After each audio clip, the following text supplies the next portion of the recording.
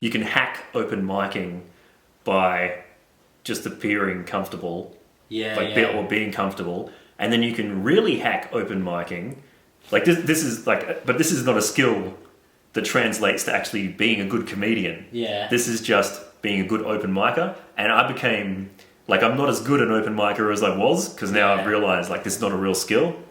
But for a while, I was a great open micer, and by great open micer, that means people that are open micing, that aren't doing great gigs, will go, "Hey, this guy's great." Yeah. That's the only, and the way to do that is to be super comfortable and confident, and then let everyone know that you're just trying some new stuff, and then just waffle on and be comfortable, and then people are like, because everyone else there is like nervous and wanting to do great, and it's a fucked situation, and that's so jarring and fucked up that it never looks good, and people rarely crush in an open mic room. So if you're just like, I'm just trying some new and I'm comfortable, then the audience fucking loves that, because they get to relax in between some nervous psychopath open micer just saying crazy shit to them. So it's a breather for them. Then they laugh and they're happy, and then the other comedians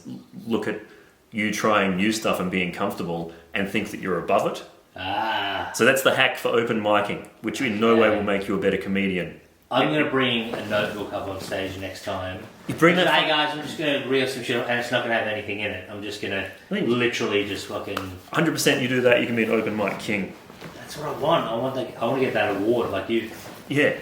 But not at fucking Kings of Comedy. Just at like, you know, some real, like the equivalent of Fish Face. The Fish Face. Yeah. Well, Fish Face used to give you a ring if you did well. Really? Yeah, the guy used to make plastic rings.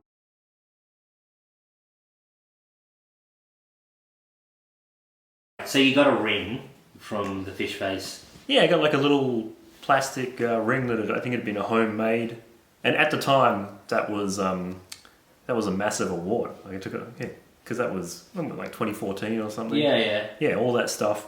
How long was Fish Face around for? Was it? I think I wouldn't be surprised if it was just a year or 2 years, maybe. Left a big fucking dent in everyone's hearts.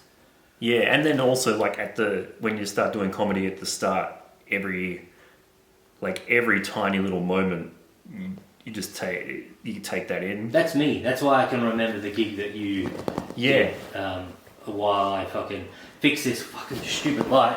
The gig that you did in Errors Inlet, because it was like it's an imprint of my mind to one. I fucked up on stage, forgot my shit, so it's burnt in my brain. Yep. And it's like two, a traumatic. It was the first gig that I ever organised. Yeah. So it's got a double whammy of so fucking... So stuck in there, Yeah, we stuck in there forever until I would remember that more as well, because I wasn't like... That would have been quite a thing for me, like headlining that back then. Yeah. I would have been like, oh, that's... Because you did so well at Fish Face, I was like, you were the only one that did well. Pretty much. I was probably doing the open mic hack as well.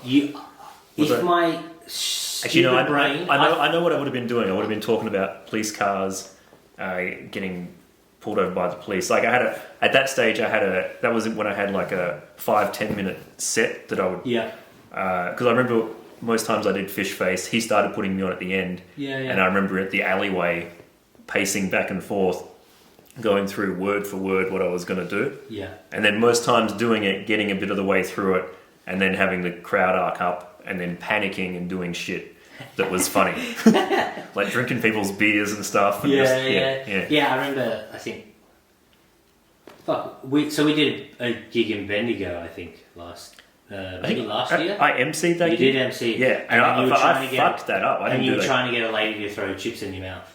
Yeah. That would have been that same thing. I know all the John Dore fucking classic. It's just a crazy person being like, I don't know if he was filming a podcast or he's just going to murder me. I'm just trying to get by. Yeah. No, I wasn't happy with that Bendigo. I was like, fuck.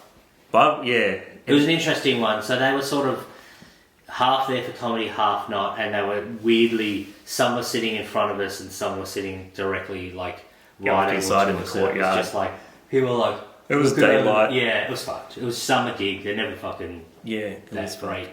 Yeah. And I hadn't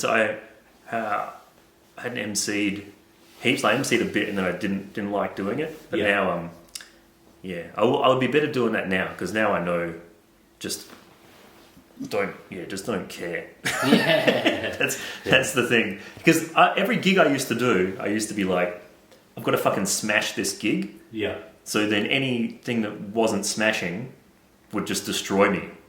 And now I've got a better eye for the chances of anyone smashing this gig.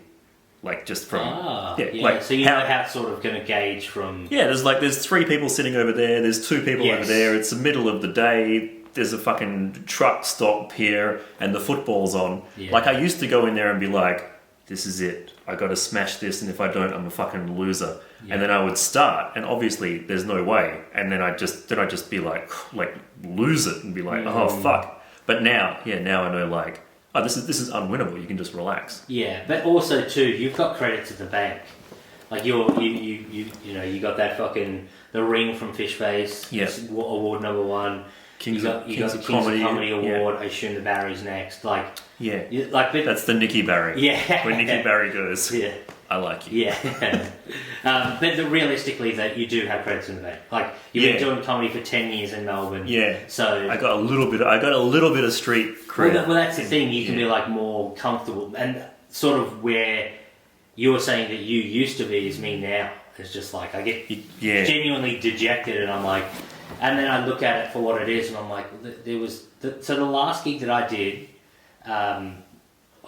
it's closed now. Was Resistance. Guerrilla comedy. Oh, yeah. There was 2 audience members. Yeah. Legitimately 2 audience members. And I was just like, and I was still annoyed. Like I left, got a couple of laughs here and there, but it's always token shit. You're like, I don't know if they were just laughing to make the room fucking, be polite. And I remember walking home being like, fuck, I don't think comedy's the thing, and this and that. And then it's like... Which is so fucking crazy from a gig in not a nice gig when there's people there, but a gig in a burger / shisha bar. It's not quite fish face comedy. It's much better. They need a fucking massage chair. I've always said it. Yeah, if they had a massage chair, it'd be good. But it's so crazy. 2 people in that place. Two people, and then the rest were comics. Which is nice because we all got around each other. Yeah. There was like Elliot Loney was the headliner in the end. So. I mean, he seems to do all the big gigs, and he's extremely funny. So it's one of those ones where I was just like, oh yeah, you're doing these gigs. Like it doesn't matter how big you are in comedy. You're still gonna, if you want to do a gig and that's the gig available, you do that gig. Yeah, well, that's why I've recently discovered that. So I got a day job. Most so many of the comedians, and I'm like, this guy's the guy, and then I'm like, he's working at a building site. Yeah. I'm like, that's encouraging. Yeah, like encouraging in a bad way, which is like, all right, well, yeah. But doing good for those two people. I did Resistance, and then Doug Chappell was there, and I wanted to impress Doug Chappell, and there was, I think, two or 3 people in the audience. Yeah. And I was headlining it. And I had my time to shut. Did you put your ring on? My power fish face ring. I have the power, like Captain Planet. I fucking should have taken that ring. And I put my ring on and my Kings of Comedy award. I put that on the table next to it. It's like setting up my desk to go to work. If I ever fucking MC, which will be extremely rare, and in probably about 5 years, when someone lets me, but I'm going to be like, if you're on, I'm going to be like, he's got the comedy ring from Fishface. He's got the fucking, the number 1 comedian of the year at Kings of Comedy. And he's hugged Nicky Barry. Yeah. And he knows that Jason has a massive cock. I'd like that. It'd be good. Yeah. But I did, Gorilla, and then Doug Chappell was there. And this wasn't crazy long ago, but I knew I was headlining, and then I went through, because I've changed recently my style of doing comedy a bit. Yeah, so I had my list of all my stuff I want to get through and do, and then I went up there and just tried to force it on like these 3, maybe 4 people. Yeah. Which was the audience. Which was the audience. It was completely the wrong thing to do, and then I started like bombing that. Not like crazy bad, but I just wasn't doing what I wanted to do. Then I started like sweating, and I was like, oh god, Doug Chappell's here, he hates me. And then that was just a shitty shitty thing. Where the right thing to do there is just to go on stage and just start, like, to go. I think to go in your own head. There's a small chance that this will be anything like an actual comedy show. So just relax and talk and slip a joke in if you can. But then the main thing to do is just not to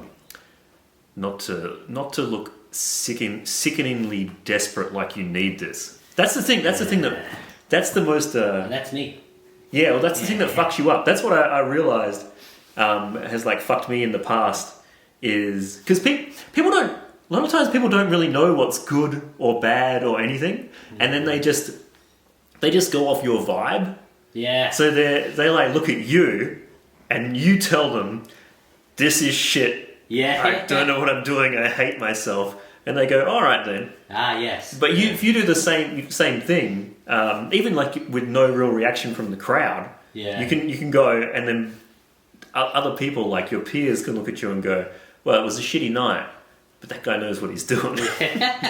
Yeah, comedy, it's a cunt. Literally, it's so good when you go well though. Like been fortunate enough to do a couple of gigs where it's just clicked, and then you've been fortunate. You've done 2. Yeah, Look, I've done 2 gigs where it's worked. Yeah, it's pretty much. That's keeping me in the game. 2, like I just hold on hope for those ones. Yeah, but I mean from start to finish, like you get from the very first joke to the end.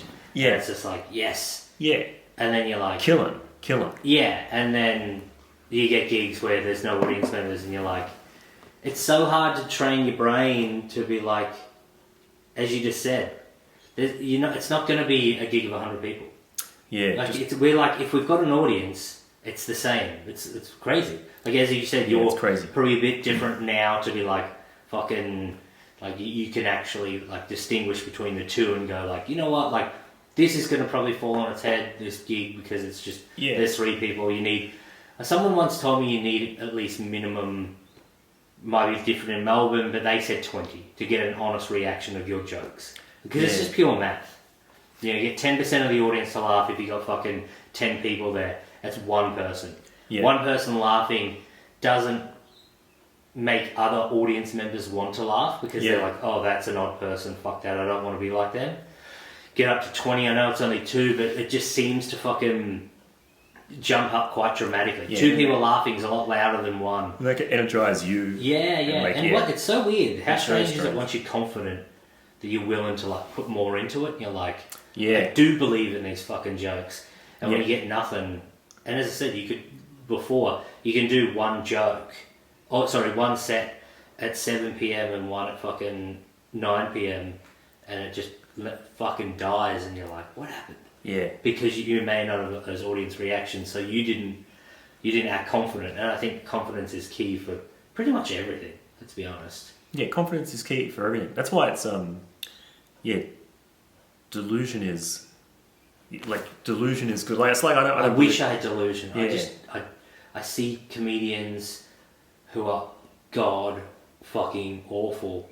And they get off on stage and I hear them chat and they're like, oh, how did you go? And they're like, yeah, I fucking crushed. And it's like, what fucking world did you crush? Yeah, like, exactly, yeah. The audience told us if we crushed or not, and it's insane. But I wish I had that. I wish every gig was a fucking... If you can have that delusion, it's like a bit paradoxical, but if you can have that delusion and be kind of good, kind of okay, if you add the delusion to that can actually make you do real well, and then at that point it's not really delusion anymore. So it's do you know what I mean? I always think about it's like you need a happy mix. It's like if your army believes in God and that they're fighting for the glory of whatever and they have special powers, then they win the battle. And if that's not true, I don't think there is a God. But then the other army thinks the same, doesn't think that, then they won't win. So you got a higher power, sort of like, no matter what we do, we're going to push through it. Yeah, but and the other one's just like, we on that. Yeah. Yeah. Just basically. Wait. So believe in God is the thing. It's if you get one thing out of this, believe in God. Yeah. And Jason has a massive cock. Jason has a massive cock, just like Jesus Christ. Jesus Christ got a huge cock. Yeah. They tried to nail it on, but they couldn't. The Trinity. He's got a Trinity's worth of... The confidence in comedy is just like... it's second to none. And I honestly think for most people who are good, like half decent, I think the biggest killer is that self-awareness of the chances of making it are slim. And people go, I'm going to pull out. Like, why am I wasting my time? But you really need to just keep going. Like, it's never going to be made for you. So, like, you don't do one show now and all of a sudden you're like, yeah, and then I was on Letterman and I did my 5 and then I was on this. That doesn't exist anymore. It's literally, it's this in, like... It's this fucking podcast. It's this. But it's clips, it's like, it's changed so much, and you've been doing comedy for 10 years and you've seen a massive, massive change in your time of I have to embrace this more. And it's so weird and foreign and shit. I'm starting to like people's shit that I see online, and I'm like, oh, that's funny, and I've never liked it. But I'm like, I'm part of the problem. I'm not the one who's fucking liking it and stuff like that, or commenting. Like, you have to embrace every aspect of it. Like, it's fucking annoying. And it's not in my time. Yeah. Like, it's right, you fuck cunts. Yeah. I'll send anyone a ring if they like and subscribe. Track down Jason Lund. Yeah. Send you cock ring. Oh, there you go. Jason Lund cock ring. Yeah. But it's just changed so much. But it's hard to embrace. It's funny, you can get up on stage and be an attention whore, which is all comedy is. But then it's like, hey, self-promote, you're like, I feel dirty. Yeah, that's it. You got to self-promote. I feel like this is, like my mate. Do you know David Boyle? I know of the name. Yeah, so that's who I did the podcast with, and he's doing pretty good and doing stuff. But he's been saying for ages, like, stand-up comedy is like the last piece of doing stand-up comedy now. Yeah. So like the podcast, the clips, the everything, and then coming in very last, in his opinion, is you on stage. And you see it. You see it in guys who... So this is the great thing for someone like yourself. You've got all the you've got a back catalogue of jokes. Yeah. Of 10 years. You've got from shitty open mics to fucking Kings of Comedy, whatever, and in between going to other places. Now you can adapt to... Yeah, I've got to adapt. I'm putting off the adaption. Yeah, but if you can get your own audience... Yeah, then you can do good stuff. You've got shit to go. Yeah, and you watch these guys who have like maybe 5 minutes, and then they go out and they do these solo shows, and I always say to my mates when they go to them, I'm like, I guarantee the first 10 minutes are good, and then it will just be the same shit, just a different shape. And then they're like, just really fucking 10 minutes in... dropped completely. Obviously there's some outliers and stuff like that, but for the most part it's like, you hadn't been doing comedy for 10 years. Yeah. Before you fucking hit, Yeah, but I think that doesn't... I don't even think that's like, I guess if you want to like go like for the art of stand-up comedy or whatever, for jokes and stuff, that's not a super good thing. But I think like now it's just a parasocial relationship. So you get the people that like you and stuff. Yeah. And then if you get people that like you to come to a show, then they're going to be happy with really whatever you're doing. So it doesn't have to be super great. That's what I mean. But you can have you've already got gold. Yeah, so you know what I mean. You can do it. So you could actually have a show that you're hitting pretty high marks. Well, for the first one or two shows I can. Yeah. But then after that, I got to start fucking churning it out. Yeah, then you got like first album syndrome. Yeah, you get plastic surgery, look like Matt Rife. You just hey, girls should fuck me, and then bang, you're fine, man. That'd be good. Yeah. But I think I forgot what I was going to say. Oh no, he's lost his stuff. He's going to start sweating. Just let me zoom in. It'd probably sweat if I tried. Yeah. Such an odd response though, sweating. Like I sweat all the time because I'm obese, but sweating when you're... Sometimes I just feel like if I've done something wrong or said something fucking like, edgy joke or something, people are like, what the fuck? And I could just feel them staring at me, like my head just starts to mist and I'm like, what is happening? And then I get self-aware of it. And then it cycles more. Yeah. I spent a lot of time thinking about that. And it's such an odd fucking... It's like, well, they're not going to grab me and I need to be able to... for them to slip off me. Yeah. You know what I mean? Like, stop sweating, you fuck. Yeah, it's all in your own head. sort of stuff. I know, like, evolutionarily wise, like, sweating and blushing is a way to let people know that you're genuine. Like, in the... That's one of the theories behind it. So, like, you say something and do something. Yeah, this is the most boring podcasting you can do. Yeah. You say something and do something, and then you go red or start sweating, and you can't fake it. So it shows your genuine emotion in the tribe. That's what blushing and stuff.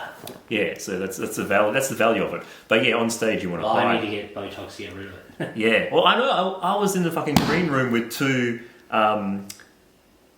sort of more of a couple of the big dogs. Yeah, right? yeah. And I won't say who they were, but then they talked about sweating, and I was like, thank fuck for that. Yeah. Like one of the dudes is like Utopia and shit, and like do it like good shows and just he's on TV, Aussie celebrity. Yeah. And yeah, he's talking he had Botox and stuff, and like the other guy was talking about like how he had sweat down his, and I was like, holy shit. Like I wouldn't. What? You're a human too? Yeah, I wouldn't have suspected it. Yeah. I think it's, as you said, it's just human condition, isn't it? Yeah, and it doesn't. There's Botox in the head. The other thing it doesn't is that it doesn't matter. So you can just like Robin Williams used to fucking sweat his like crazy. Bill Burr sweat towel on stage. Yeah, Mark Norman always looks red and anxious and sweaty. So it's just all in your own head. I did my first show last night, and I took a sweat towel with me. Yeah. And then I just said to the audience at the start, it was like a fucking hot room too. But I was like, I'm going to flag that I'm going to sweat right now because I'm a little bit nervous, and this room's super super hot. And then I just did a sweat towel thing, made a joke, and then stopped sweating because I wasn't anxious about it anymore. But no one really cares. Yeah, true. People just care about the incongruence of what you're trying to present and what you're actually presenting. Yeah. So if you're like, I'm fucking like a James Bond nerves of steel comedian, and then your body's just spazzing out, people are like, this is not pleasant for us. But if your body's spazzing out and you're like, my body is spazzing out, it's something that it does, and then you can work with that, it's all right. I'm spazzy as fuck. How'd the show go? Like, so you did your first show last night. It was good, small numbers. Is it Fringe on? Yeah, it's Fringe. Yeah. Yeah. So I'm doing like 17 shows at Bard's Apothecary, I think it's called. I should really know what it's called, so you know to come. Been there. Why did I go there? Good drinks. Bard's. Is it the one? It's like Crossley Lane. Chinatown. Yeah. It's Crossley Lane. It's in between Little Collins Street and Burke Street, something or other. Yeah. I went to a show to the Comedy Festival last year. This year. Fuck. Same year. Yeah. It's a good spot. Yeah, it's a nice room. So I did that. Is it down the bottom? Yep, down the bottom in the basement. Yeah. Had like 15 people, and it was the first show, and I was really, really happy with it. Went well. Yeah, sweet. Fun time, good night. Haven't done an hour for a long time. It was sweet. Yes, like so. Is it new stuff, or is it like Hash and the Gold type stuff, or mix? Some new. It's just a lot of like half of it's just my best jokes that work. Yeah. And then the other half of it is the best of my newer stuff that I'm trying to get to work and just slip in there. Yeah. And then as it all gets better and stronger during the show, I'll just try to get the more of the new working good as I can, and then just messing around with whatever I can. This is an incredibly boring podcast. You know, I heard about like comedians and stuff. The worst thing you can do is really get into the minutiae of what you're interested in. Yeah, okay. Because it's you can tell. My eyes have glazed over. Big dicks, fishes, massage chairs. That's all you need. But how many shows are you doing? Sorry, are you doing a show tonight? Yeah, I'm doing a show every night except for Sunday. So come along to that. Yeah. When will this be out? 3 weeks? No, it's out on Monday. Oh, fucking sweet. Yeah. I'm doing a show every night except for Sunday for the next 3 weeks. Until the 21st of October. Okay. And if you want to come to a good show, come to the last show, because I stopped drinking for like 4 months. Ooh. And the last show, I'm starting drinking again. And I'll probably start drinking heavy at the start of the show or halfway through it. I got to time it so like I'm not a wreck by the end of it. But the last show, I'll be drinking. And when's that? The 21st. That's the 21st. It's a Saturday, and I might come. Yeah, come along to that. Well, I'm going to have drinks afterwards. I'll probably end up throwing up or passing out because you don't drink for a long time, then your memories of drinking are how you used to be able to drink. Yeah. Then you just start back into it with no tolerance. Yeah, it's how heroin addicts die. Yeah. Yeah, it's how I think. Who's the dude? Is it Seymour Hoffman or one of the Hoffmans? Oh, Philip Seymour Hoffman. Yeah. Pretty sure he allegedly. Let's say that because his family might sue me. I think the Hoffman family very litigious. Yeah, and they're massive fans of the podcast. It's weird. Yeah. I'm pretty sure he was like on and off heroin addict for his whole life. Yeah, let's just call it that. Fuck it. He was a kid shooting up, and he's doing it in the womb. Yeah, and then he was off for a while. Went back to the old dosage that his body could handle, and apparently with that type of stuff, your body gets rid of it very quickly. Your tolerance goes down effective immediately because your body's like, this is poison, get it out. He did it, and then obviously it was too much from the first time. Someone will just like be like, he actually died of cancer, and I'm like, oh. Yeah, I'm pretty sure it was him. Philip, wait, died of cancer? No, I said someone will end up probably telling me he died of cancer. Philip Seymour Hoffman, he did die of a heroin overdose. Yeah, so I'm pretty sure that was. Lost a great one. He was a good actor. Yeah. In Boogie Nights. Yeah. Also, bloody... Was it like the Joker? Heath Ledger? Oh, yeah. Was that heroin or opiates? Or just taking pills? I don't know, actually. Anyway, if you want to be a great actor, you need to do smack. That's the rule. Yeah. If you want to get there, get on opiates, get on smack, but control that tolerance. What do you reckon to be a great comedian? What are you going to be on?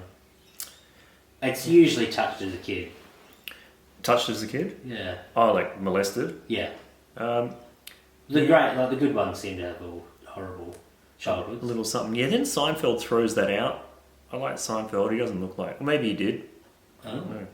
I mean, he did date a 17-year-old, so she might become a good I was comedian. just about to say, for a while it seemed like to be a great entertainer, you needed to be a sexual predator. Because everyone just got like... Cosby. Jimmy Savile wasn't a comedian, but he did well. Yeah, true. Like Rolf Harris was a... like Michael Jackson. Like all the pinnacles, it seemed like that deal with the...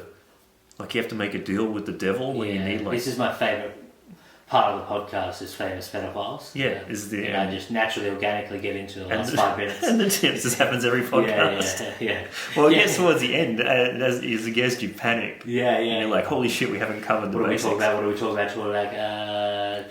Famous rape. And then it just seemed like everyone in the entertainment industry that was like at the peak was doing horrible things. Yeah. There is a crazy thing of celebrities who have dated like 14, 15-year-olds, like Elvis, fucking Charlie Chaplin. It's crazy. Yeah. Like Roman Polanski. Is it Steven Tyler, the guy from Aerosmith? Yeah. He like had like a 13-year-old or 14, 15, whatever the fuck she was.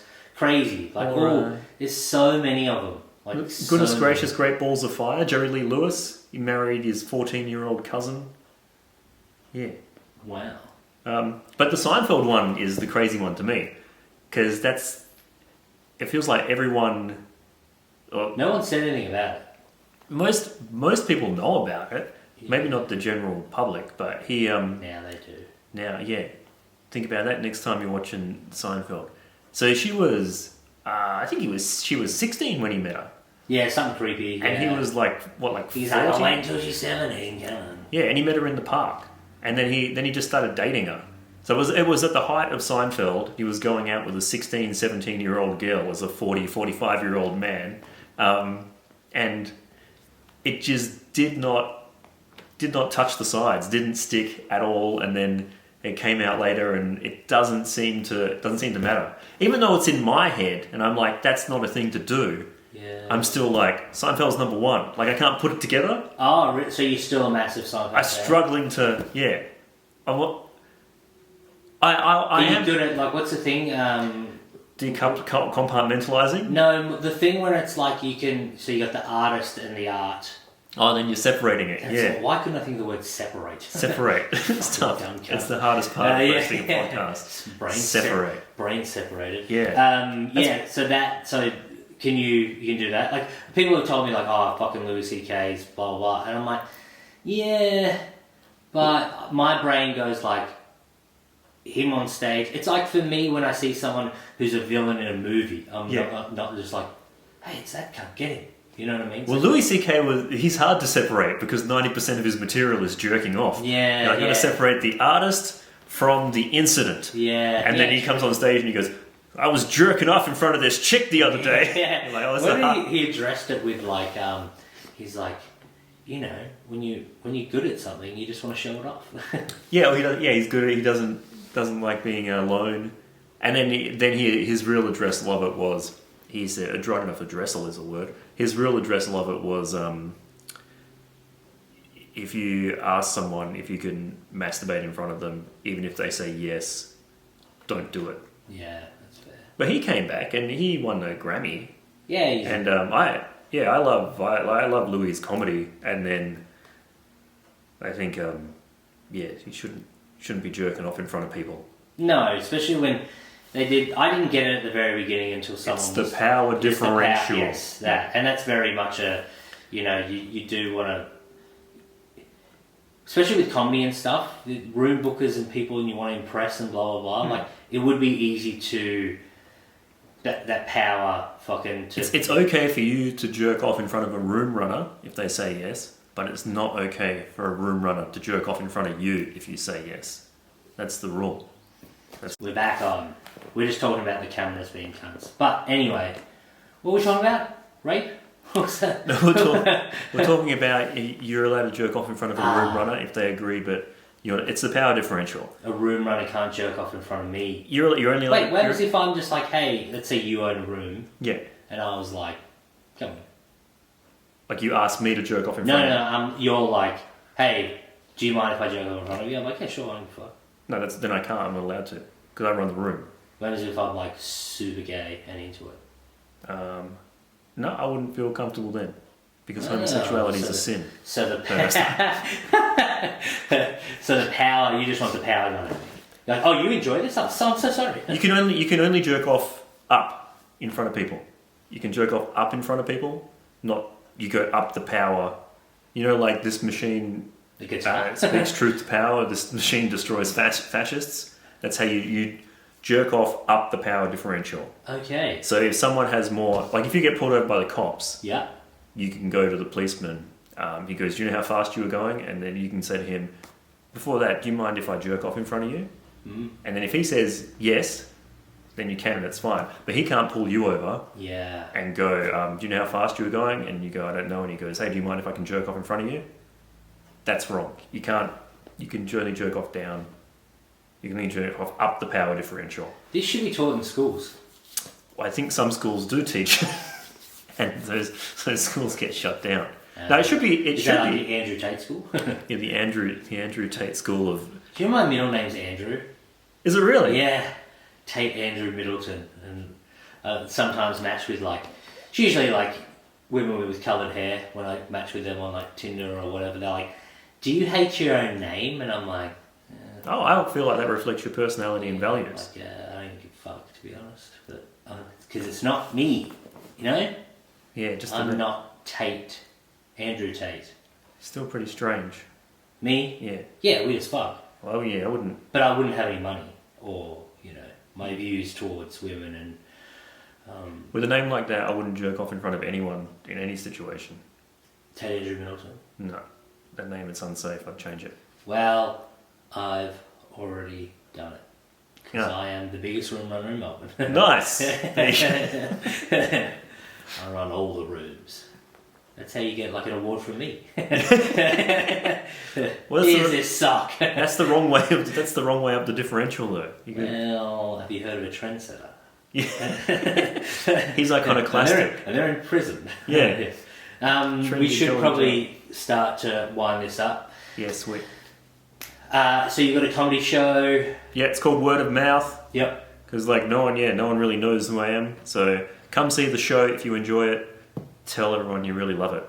And if you hate it, don't fucking talk. If you hate it, you're wrong. Yeah. You're incredibly wrong. You don't know what's funny. It's your fault. Now, are you as a comedian? Are you in more power than the audience? Like, can you jerk off in front of an audience, or is the power in the audience? That is a damn good question. Confucius. I can't believe you're ending with like a 3-hour conversation. Just putting that out there. Just to give me an abridged version. I think the audience has the power. The audience has the power, but they don't know they've got the power. You're like, it's comedy, it's comedy, it's comedy. Yeah, so they don't really know how powerful they are. I don't think. I'm just wondering if you could. I'm answering this way too seriously. I'm just wondering if you could just have that as part of the show. That's what I mean. Like, I was thinking, like, because you can smoke on stage. Yeah, it's as part of the performance. Yeah, you can smoke. So can you jerk off? Like a crazy Gallagher set. Yeah. If you sit in the front row, put on that fucking little like emergency poncho. Yeah. Why? You'll find out. You'll find out. Yeah. Or you can just invite. I need a volunteer from the stage. You just bring someone up. The husband's like 5 minutes of you just trying to crank one out, sweating. And it's like, he's sweating. What happens? The audience is put off by the sweat. Yeah. You don't address it. The jerking off was fine, but the sweating, too much. Yeah, I think you could definitely get away with that. Maybe I'll try it tonight. Come to my show, and then he'll come. And then we'll see what happens. Okay, just keep it quiet. No, I don't know. What's your social media platforms, handles? So Insta at DoreJohn _ DoreJon _ That's my Insta. Yep. And then TikTok, don't even worry about it. I'm a fucking old man who's got to get my shit on. And that's pretty much it. Just Insta. Perfect. Thanks so much for coming on. Yeah, thanks for having us, man. That's more than welcome. Ladies and gentlemen, that was episode 60. I like weirdly shake my head around like a psychopath. Thank you so much. We'll see you next week. We've got Philip Seymour Hoffman's mum coming on. Thank you. Bye. She's not happy.